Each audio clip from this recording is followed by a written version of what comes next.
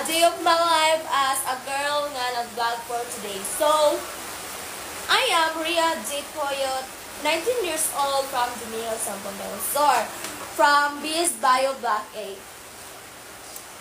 So guys, I'm a vlogger for today about my sexual aspects about myself.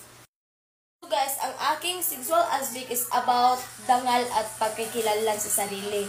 So, ang aking dangal at pagkikilala sa sarili is about wearing the mga damit, right?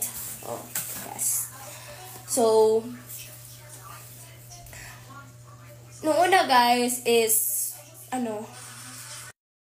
so at the first I thought I had to wearing revealing outfits. So nung una akala ko kailangan ko magsuot ng magagarang damit or maikling damit para mapansin ng mga tao or magpa-cute sa mga tao. So sinasabihan ako ng mga kaibigan mo na dapat, Ria, sumabay ka sa mga bagong damit, yung mga trend ngayon. Dapat sumabay ka. Na kahit hindi naman ako comfortable, sinusubukan kong suotin. Pero bakit parang nawala ko sarili kong katawan, di ba? Parang nawawala ko sariling katawan pag sinusuot ko. Dahil